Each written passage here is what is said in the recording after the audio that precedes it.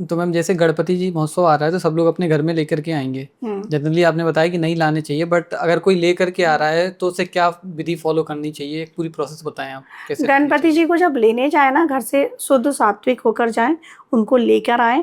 अब जो भी विधान वो फॉलो करते हैं कि रिचुअल्स, बैंड बाजे या वो उनका खुद का पर्सनल है या वो नॉर्मल लेके आ रहे हैं।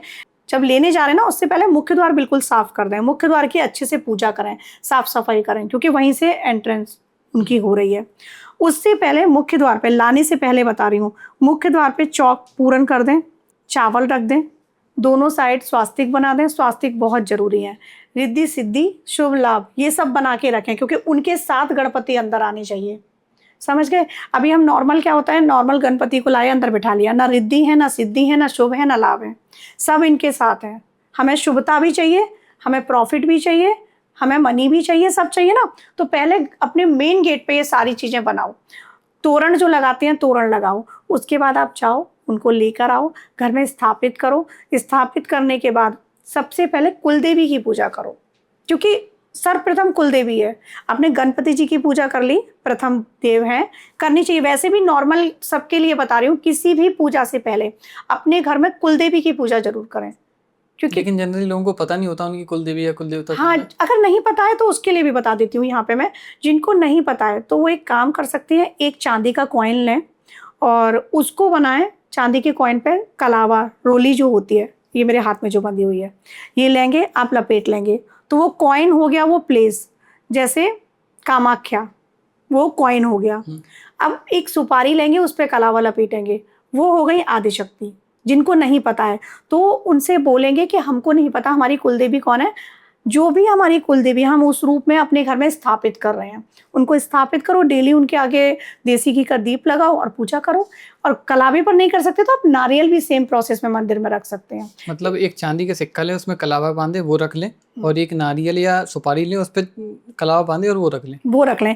लेकिन वो जो चांदी का सिक्का है ना, फिर से बताती हूँ, वो जगह है। जैसे ये नोएडा है तो वो चांदी का सिक्का वो जगह हो गई, जो सुपारी या नारियल है वो देवी हो गई।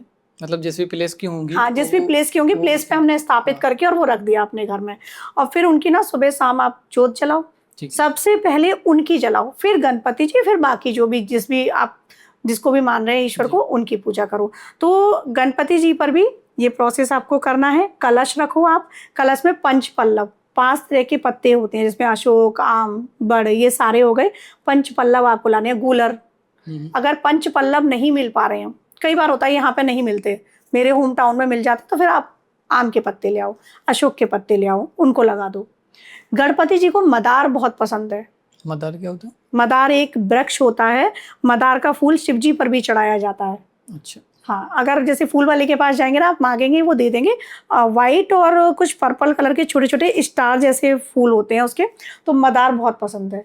तो मदार गणपति पे चढ़ाओ। अच्छा, दूर्वा चढ़ाते हैं लोग, तो दूर्वा चढ़ाते हुए भी मंत्र होते हैं, वो बोलना चाहिए। अब जैसे मंत्र लोगों को नहीं आते हैं तो आप गणेश जी का नाम का उच्चारण करते हुए बोलो।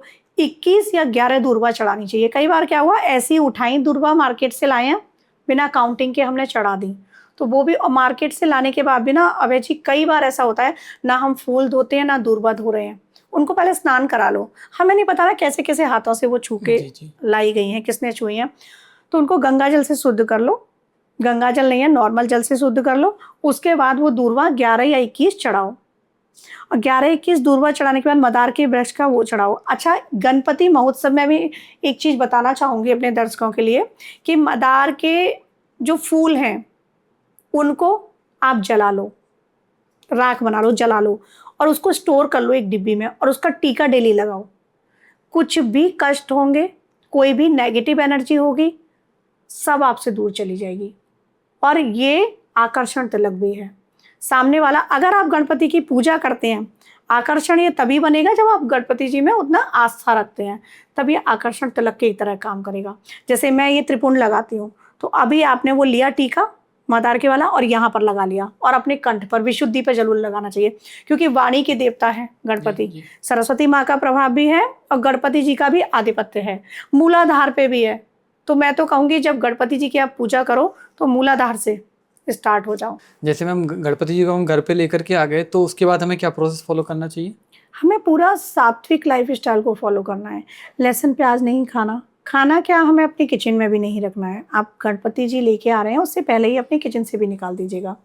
और जो लोग लहसुन, प्याज़ के लिए मना करें तो आप समझ लो, जो लोग नॉन-वेज लेते हैं या एगिटेरियन हैं, तो उनको कुछ भी नहीं लेना है। अल्कोहल घर में भी ना आए। जैसे कई बार होता है ना कि आपने रखे हैं, बहुत सारी मैंने फैमिलीज़ देखी हैं, मेल नहीं मान रहे हैं। लेना है बियर ही तो है या व्हिस्की जो भी, तो वो कुछ भी नहीं लेना है। घर में पूरा सात्विक वातावरण रखना है। इवन हस्बैंड वाइफ को भी ना ब्रह्मचर्य का पालन करना है, जितने दिन गणपति आपके घर में हैं।